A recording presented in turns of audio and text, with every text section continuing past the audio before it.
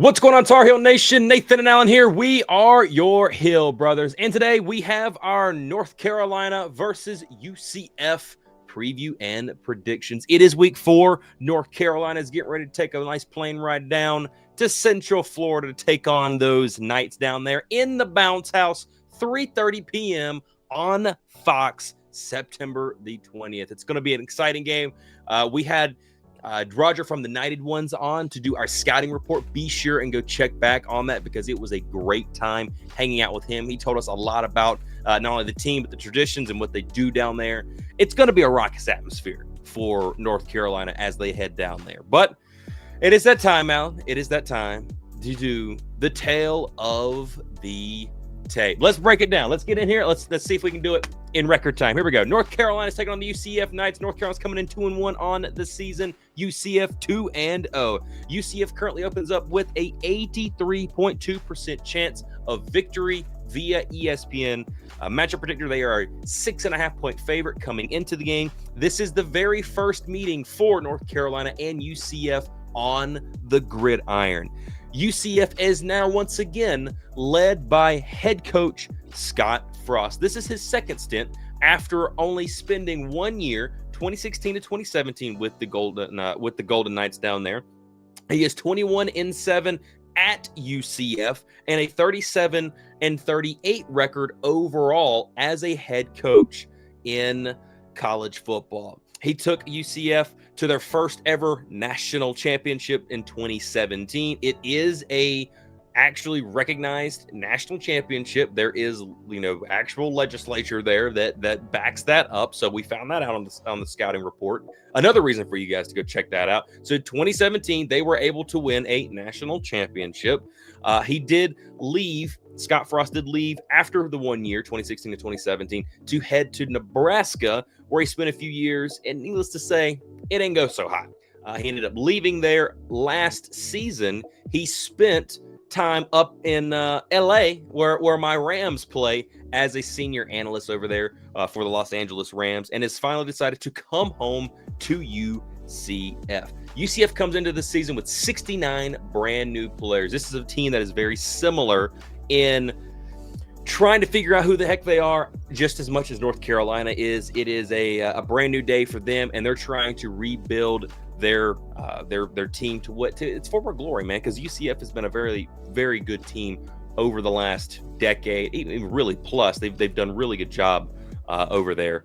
The last game, they did have a win against North Carolina A&T. They won 68-7. Now, last week they were on a bye. But the week before that, they played North Carolina A&T, where they won 68-7. In that game, they passed for 204 passing yards total, rushed for 356.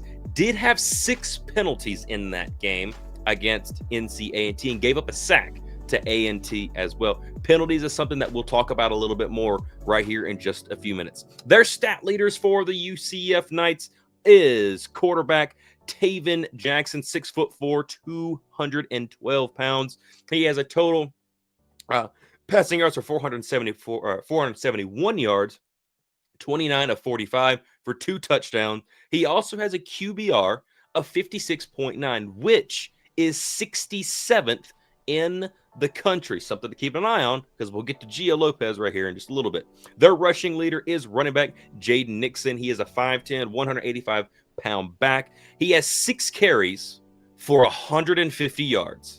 He is averaging 25 yards per carry currently as we speak. Passing leader is somebody that North Carolina is actually familiar with because they played him last year when he was with the Charlotte 49ers. But wide receiver Dwayne Thomas Jr., he is a 5'8", 175-pound back. He has 7 receptions for 117 yards, averaging 16.7 yards per catch. Sacks leader is edge Nigelic Kelly, 6'5", 250 pounds. He has 1.5 sacks total credited right now.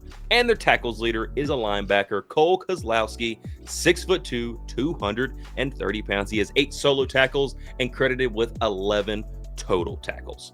North Carolina is coming in with head coach Bill Belichick, and Bill Belichick and Scott Frost know each other fairly well from back in the day when Bill Belichick was with the New York Jets. Scott Frost was a defensive back for them over there at the Jets, and he was taught under Bill Belichick. So these guys have a little bit of familiarity with themselves, with each other in this game. So it'd be fun to see once again Belichick going up against one of his former pupils.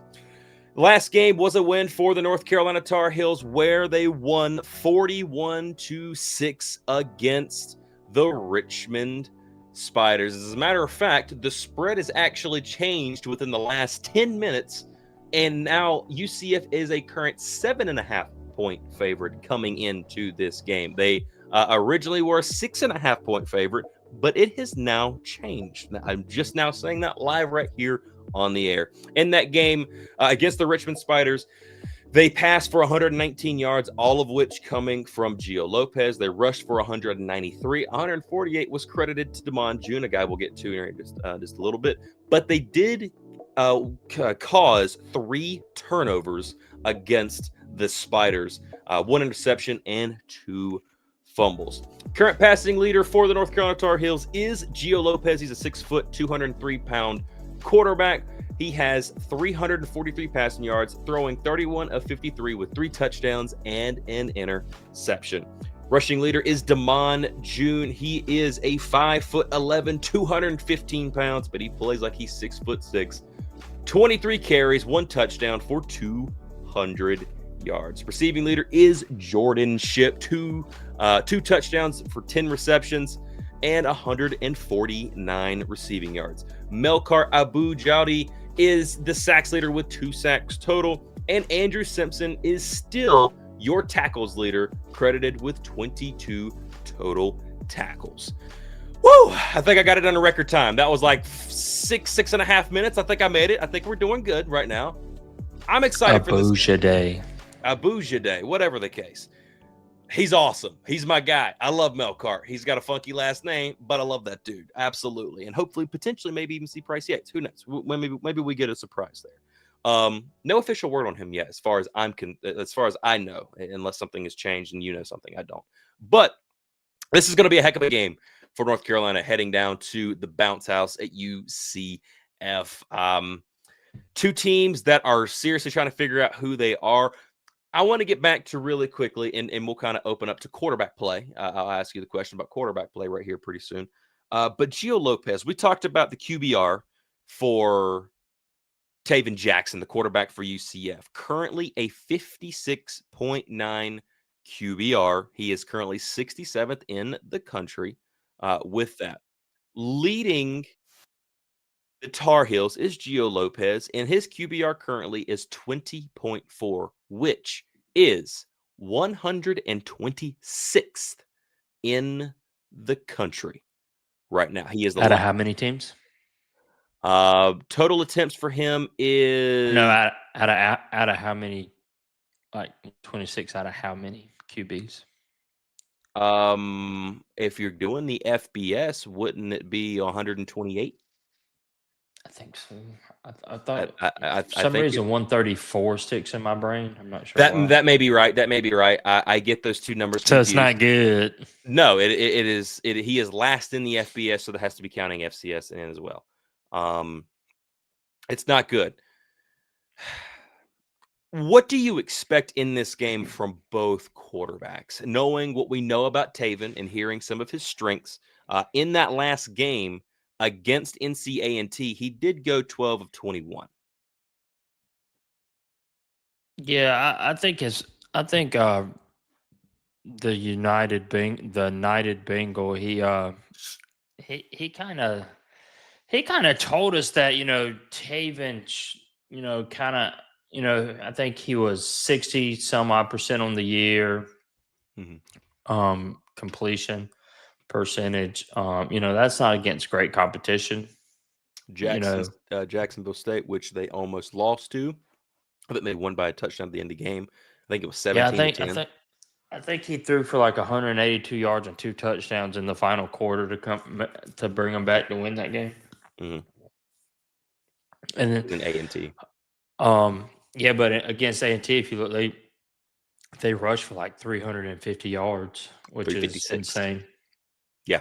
And the Nixon guy that has like a 25-yard per carry average. He only had like 4 carries. He broke one for like 80. One was like an 86-yard touchdown. So I mean, the stats are the stats, and they look pretty. Yeah. But do you think this guy's going to run for 25 yards a carry against UNC? Me personally, I I don't. hope to God. I hope to God not. I don't. I don't think he's ripping off 25 yards every time he touches the ball. I've heard Taven Jackson has been playing the game manager. He's just been a game manager so far in these 2 games. I guess we'll see.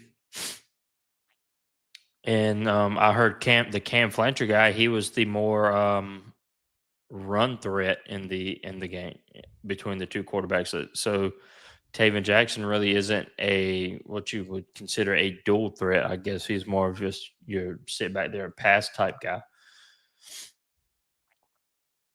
And then you flip teams, and then you have Gio Lopez, and I don't know what to say. I really don't. This is a make or break game for him. That's what it is. I think in my prediction, I picked North Carolina to win this game because, on paper, I thought North Carolina would be better offensively, and it didn't look like UCF had a lot of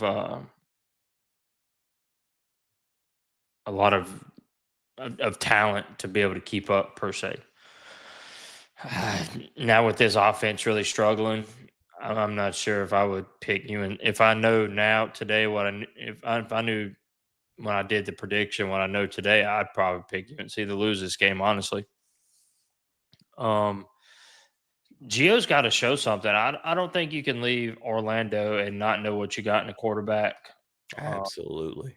But if That is at the same time, if you listen to Bill Belichick's press conference, it really does seem like he is riding with Gio. Yes, it does. It does. It seems like there's no wavering. Talking about him and Gio is having conversations in the meeting rooms like him and Brady used to have. Then he kind of went to bat for Gio, saying there's so much more than just throwing the ball for a completion. It's all about timing. A snap could throw off timing. The receiver not getting into its break at the right time could throw off timing. Then, of course, you're not processing fast enough can throw off timing. So, Belichick's kind of like defending his quarterback. I mean, which is fine. You should do that. But I just don't know. I don't know when it comes to him, and I don't know when it comes to Max either because they're not going to try him out. Yeah, I think this game for North Carolina, when it comes to the quarterback position at UCF has been a revolving door. It's been a conversation of who's going to start. The Jacksonville State game happens, then they get A&T, which they were able to win that game fairly handily. A&T hasn't been world beaters. Put it to you this way: if Richmond and A&T line up, Richmond's winning that game 9 times out of 10, more than likely, just because Richmond's been a really good team. So. For people that's trying to compare the 2 teams, I don't really. It's not really a good comparison, in my opinion. No disrespect to A&T, that's just what the nature of the beast is. But for Carolina, UCF kind of feels like they have a guy that they believe they can trust in, and a guy that they can rely on. Because per Rogers' words from the Knighted Ones, he mentioned that, hey, when he's in, we score. Which is good. That's what you want. That's exactly what you want. And when Gio has been in for us, we've had issues scoring. Now, I think we all agree the vast majority of that to begin the season 3 games ago was play calling. Now, the play calling is getting slightly better, but now we're starting to see missed reads, inerrant throws, some dumb checkdowns, and some opportunities missed on the field by Gio. Play calling is one thing, but when you start adding in that as a quarterback from another standpoint, then there's got to be some issues here, right? And I felt like in the Richmond game, they tried to open it up a little bit more, but the passes were off and things just didn't go right. So in my opinion, and I think I can speak for the vast majority of the North Carolina fan base when I say this, per what I see every single day from Twitter and comments and thread boards and all this, that, and the other thing. This game right here has to be a game where you come at him and say, hey, Gio played a heck of a game. Because if you don't know, like you said, if you don't know coming out of this game, because you get a bye week, but then you get Clemson. Clemson's just going to be pissed. I don't care how bad Clemson's look, this, that, and the other thing. Clemson's going to be pissed. They lost by a touchdown to LSU, really good team, and they lost to a walk-off field goal by Georgia Tech, pretty decent team, right? In Atlanta, they go come here pissed. We heard Dabo Swinney, right? We heard him.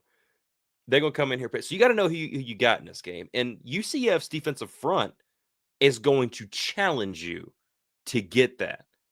You talk about Kelly, the edge rusher. They got a pretty solid guy. Who's the other D lineman that he talked about? Another name to look out for. Bless. You got the linebacker Cole Kozlowski, but then was it Matt something? I believe it was the defensive lineman. Alan's got to look this up. I thought he had it written down, but they've got some guys in the D line that are potential. Rodney Laura, former North Carolina D lineman, is on that line. Carolina's got to step up now defensively. Per what we've heard, per what we've saw, this is a team that's going to try and take you down deep. They're going to try and pop off a couple deep shots. Secondary's got to be ready. Marcus Allen has to continue to play sound football. I thought he played a pretty good game. Pass interference calls, I got a feeling they're going to target him with that. Dwayne Thomas is a fast little guy. The wide receiver for UCF, formerly of the Charlotte 49ers. He's quick. And kind of, I have a bad Horace feeling. Lockett. Horace Lockett, there you go. Got Lockett on the D line, really good. But when you look at Dwayne could be very similar to that of Dwyer from TCU in the first game.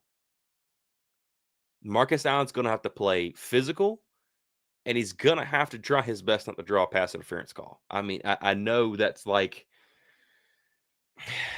that's extremely hard for him, it seems. I like him. Good dude. He's got some skills, but the problem that he has is pass interference North calls when he Carolina's doesn't not even bad need. North Carolina's not bad when it comes to penalties. They're only Not giving this up year. Not this 4 year. a game. Right. Not this year. I will say that I they mean, have become more disciplined on the line for sure. and you know, he had one against TCU. That was a terrible call. And the one against Richmond, well, every once in a while it happens. That was hey, come here. Dude was in It the air. He happens. just like ripped him. He said, Mm-hmm. screw it. And if I'm not mistaken, he got one against Charlotte as well. So I mean, pass interference when they're going to happen. So, I mean, it's not like he's having 2 or 3 a game because the team's only averaging 4 penalties a game. Now, if he was getting like holding 2 times a game, then a pass interference on top of that on a game, then yeah, he's got penalty issues. But me personally, I don't think Marcus Allen has penalty issues. The team in general doesn't have penalty issues. I mean, if you want to talk about penalty issues, UCF comes into the game only playing 2 games and having 15 penalties. Yep, that is going to be a big thing that Carolina is going to, and I expect this team and Bill to really try and exploit that because they are really bad about getting offsides and getting them to jump, right? So, and we're talking against A&T and Jacks, which is one thing, but if Carolina can get them to jump with some motion, maybe a couple of fake snaps, that'll be big for Carolina. So I mean, everybody's wanting to hate on Marcus Allen because of the TCU game. it is what no everybody has one of those games at some point. You just hate that it was on national TV. And everybody gets to point at it. Could he be better? Of course he could. But, nobody knows that more than Marcus Allen. And he was in position a lot more than not when it came to Richmond and Charlotte. Because I think Richmond and Charlotte tried to go at him and he wasn't having any of it. Yes, he has won each game currently. So he's responsible for 3 penalties out of the 12. Yes. It's 3 not on his terrible. own. Still won a game though. That's got to be cleaned up. That's got to get cleaned up. Big time. He's too good to do one a game. Right? And they're going to target him. You can take you can take the TCU one out because you can, but it was a bad Still, call. it happened. It happened, yes, but it was a bad call. Mm-hmm. But what happened afterwards? Where we're getting on Marcus Allen for is his performance. Plus, he does have a PI problem. Well, even your boy, the linebacker from Washington, Kamari House, he admitted the pass interference. That pass interference penalty affected the whole team. Hey, and that's cool. I get that. We even talked about that live on the broadcast. Still have to get your pass interferences cleaned up, right? And then if it happens, especially in a dumb way like that, which we all thought was stupid and still do, you got to be ready next play, right? And that entire game he got picked on. Now he's been getting But better. I think that what snowballed it, that bad play led to the go route because now Marcus Allen has no idea how to play. And then the snowball is just rolling downhill. We understand. There's still a problem, and it needs to be continuously going in the right direction. He's been doing better the past 2 games. It's now on to UCF. That's where we're at with this now. Yeah, I understand that, but when you were saying that he has a penalty issue, I don't think Marcus Allen per se has a penalty issue. He only has 3. Stats would say otherwise, but that's okay. Okay, yeah, okay. We're just not going to agree on this one. I'm not going to say Marcus Allen has a penalty issue. Well, moving forward, Carolina because they're going to target him and they're going to target the safeties. Gavin Gibson's going to have to be the same way. He's going to have to be. I believe they're going to target Caleb Cost with their guy that's fast that plays the slot, that does all the slots and the jet Very sweeps possible. because that's going to be the guy. Caleb Cost has proven over the past year and this one that he can't cover fast. He cannot cover receivers with speed. I'll be curious to see how they cover that up on the back end, with a Will Hardy or a Gavin Gibson. Gavin has played very inconsistent to me. He's had some really bad moments, but then he's had some really good moments. So we're kind of trying to figure out where does he equal out, which is going to be big for them. And I'll be looking forward to seeing how they keep Taven Jackson in check. A lot of that can be solved with your defensive line because their offensive line is very patchwork, very similar to ours. And, this team, the defensive line has been making some strides. And if they can continue to do that, then they have a chance to, as you said in the scouting report, put this game in the mud or bring them in the mud. And that gives Carolina the best chance to go out there and get this game taken care of and win the ball game. On the flip side, UCF has the same chances. We've talked about how Gio Lopez has an issue of getting the ball out fairly fast. I think he said something to the nature he has 3.5-second pass time. Like it takes him that long sitting in the pocket to 3.8 from snap to pass. Yes, There very you long go. time Almost 4 seconds of there holding the ball. Yeah. of holding the ball. And now the defensive line has done, or it's not defensive line, but the offensive line did a little better over the last couple of weeks. Quality of competition is going to be a conversation there, considering you have another P4 team. This is the first P4 team you've saw since TCU. So I'll be curious to see how that goes, and I'm really excited to see Damon June. That kid, I love him. He's my guy. He's 100% my guy. That dude, I didn't realize that he was only 5'11". Dude plays like he's huge, and I think it's going to be big for Carolina to be able to establish the run game, because if they can't, it will be in the hands of Gio, and those are unreliable hands at this time. Yeah, no, I mean, but all on the flip side of that coin, this is the first P4 team that UCF has faced all season. So you don't really know what they have either. So, Mhm. but if you're leading up to Gio to win the game, then North Carolina's going to be on. It's going to be a long plane ride home. So I just don't see it. And maybe it's there, and we're not at practice. Maybe they see stuff we don't. But until I see it, then I don't have any faith in him so far. I mean, Yeah, three games is enough to say that mm, maybe not. Maybe next year, kid. it it's going to be a long day for him. It's going to be. I say that it's going to be a long day if he can't figure this thing out fast. Because I think UCF is going to do exactly what the Roger talked about. They're going to be a team that's going to come after you quick.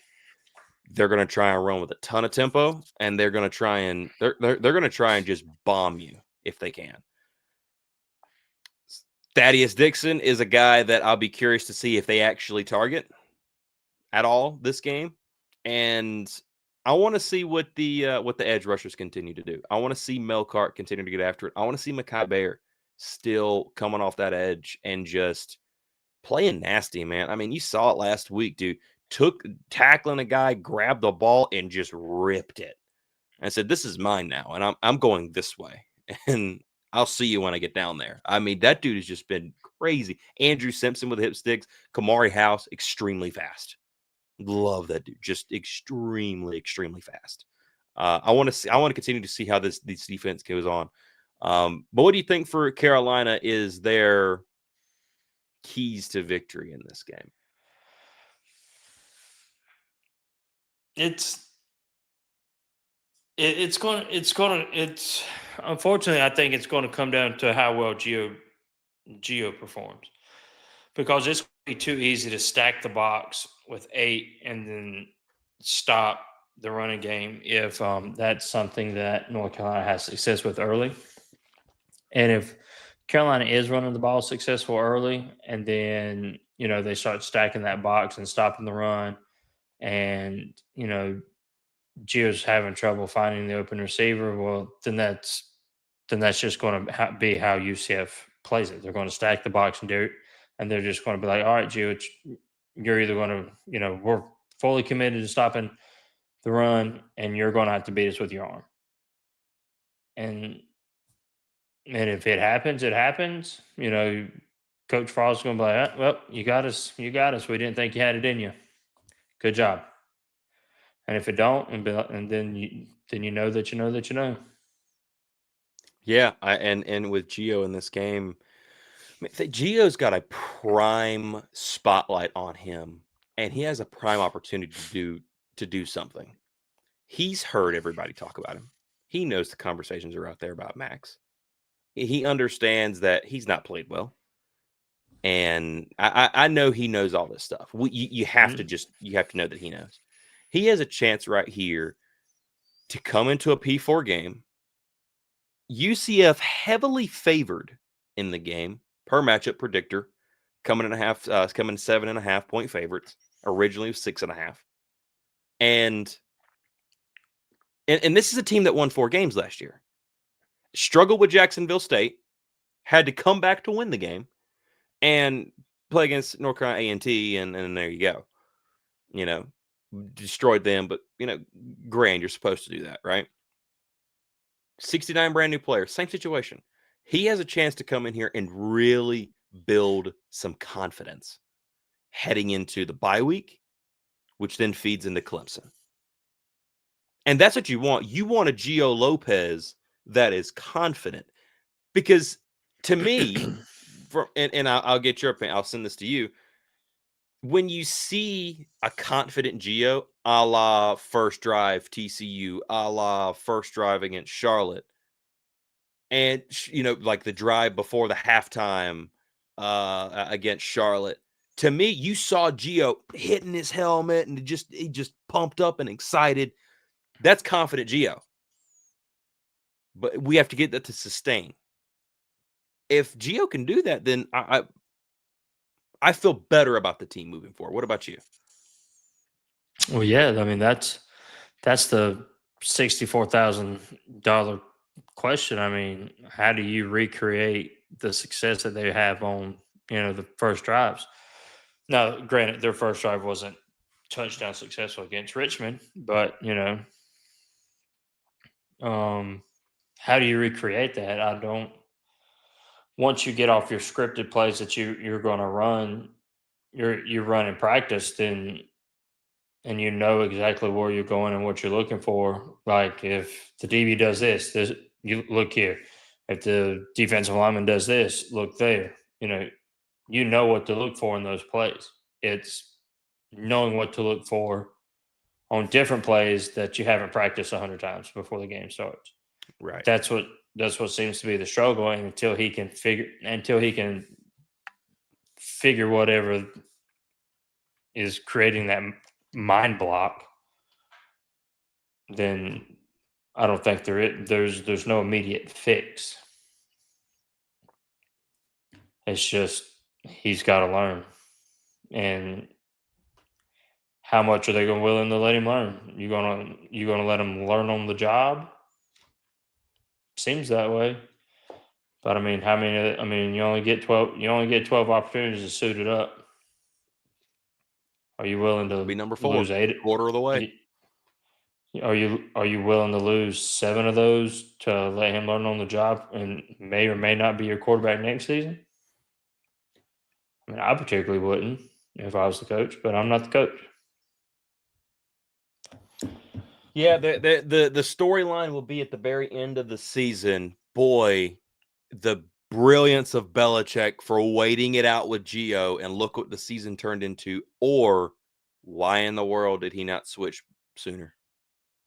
That's going to be a huge conversation at the end of the year. And I don't know where that's right now. It's a 50-50 of where this thing's going to head. And leaning heavily towards the, boy, why didn't you switch? So I think curious to see. Right now, my glass is half empty. I'm more like 70-30. This is just going to blow up. And rightfully so. Rightfully so. But I think that's why offense. I think that's why the point spread's moving. I think Vegas is slowly realizing that North Carolina doesn't have a power 4 passing game. I mean, you're averaging like 119, 120 yards per game passing. In college football, that's unheard of, and it's not like you're running it for 300. Right. North Carolina doesn't have an offense, and that's why me personally, I think that's why the point spread's growing. Yeah, 100%. And yeah, when you've got a QBR that low, that you can't hide that, especially after playing 3 games. That's that's bad. That's really bad. 126th in the country. Yeah, and that's coming off two games that are against 2 of the worst teams in the country. Yeah. It's not like you're paying Texas, Oklahoma, LSU. Mm-hmm. You're not playing. You're playing the Jimmies and the Joes. Mm-hmm. You're not playing the pros. Right. And I guess we'll get to see what TCU's really made of this week, and they got SMU. Good game. Good. I think it's at SMU too. So that'll I'm be a not good sure game. it's the last time they play for a while. Yeah. So that'll be a good The game frying for them. pan game or something.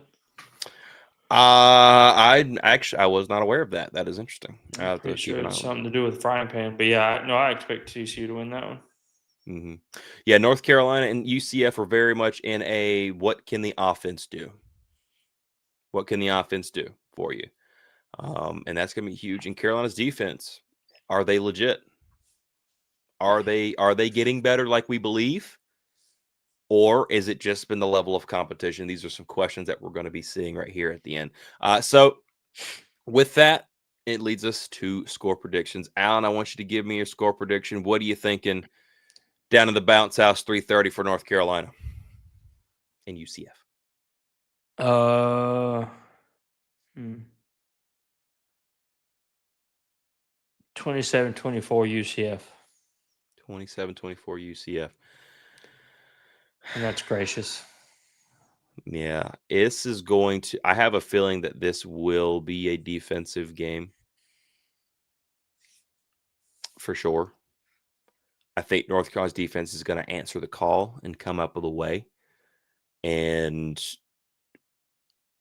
offense is going to be able to score some points. 21-17 North Carolina. 21-17 North Carolina. And basically the reason I go with that is because UCF is proven against North Carolina A&T. Basically. It's going to be different when they get after that. I'm going to, and I may die by doing this, but I'm going to buy into some of the defensive talk, like the stock there. I'm going to buy into a little bit of it. I'm gonna chip a $5 at it or something like that. Just to see. That's very hard to do at North Carolina. We know how the defense have been for 30 years. To buy a little bit, try and attempt to buy a little stock in a defense is, yeah, it's like it's bound to bite you. But I'm gonna do it for this matter. UCF's offensive line isn't the greatest in the world. They're having some issues over there. They've had some penalties, a good number, 15 in 2 games. I They're think better Carolina's at going to be able pass to handle it. protection than they are run blocking. So there's that. Right. Their running game has not been great. Do not let the stats, just fool you there. It hasn't been the greatest in the world, but that's okay. It's okay. North Carolina can, and North Carolina's been really good against the run. They've been very good. I understand during the TCU game, they were able to break off a couple of big ones. Later on in the game, coming out of halftime, defenses wore out. They'd been on the field so daggone much. It just low morale. I don't really count those two, considering the time and the score of the games. I really don't count them as much. Obviously, you have to, but I feel like Carolina's done a really good job against the run so far this season. So Oh, be and here's curious to see how something they do. the Richmond game, it was like 15 out of like 16 and some change game minutes. Yeah, Richmond had the ball for 15 out of the 16 game minutes straight. yeah. North Carolina's defense couldn't get off the field.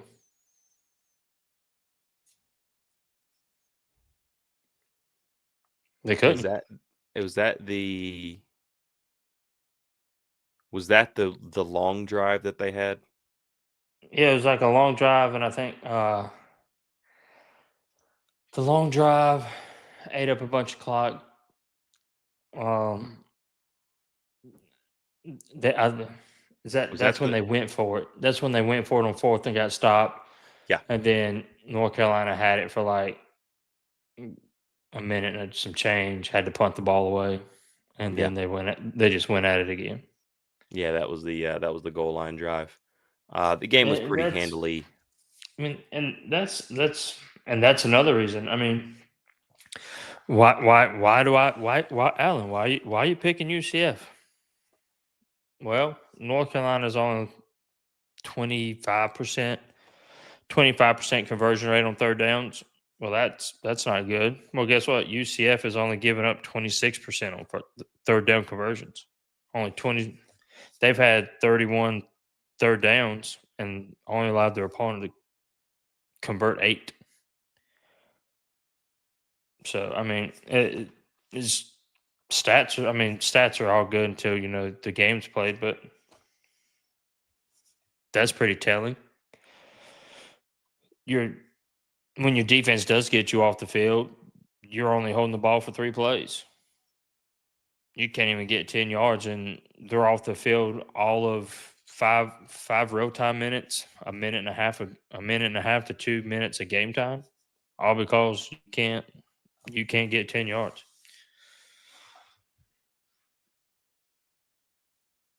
And that's not against TCU. That's against Richmond. Richmond had more first downs than UNC, or maybe one less. I thought I wrote that down somewhere to complain about. That don't matter anymore. You write down a list of complaints. Yeah. I gotta have something. I gotta have something to talk about on like post games and all that jazz. But I guess I lost that in the fray, or maybe I did switch note. I do have a different notebook in front of me, so maybe it's in that one.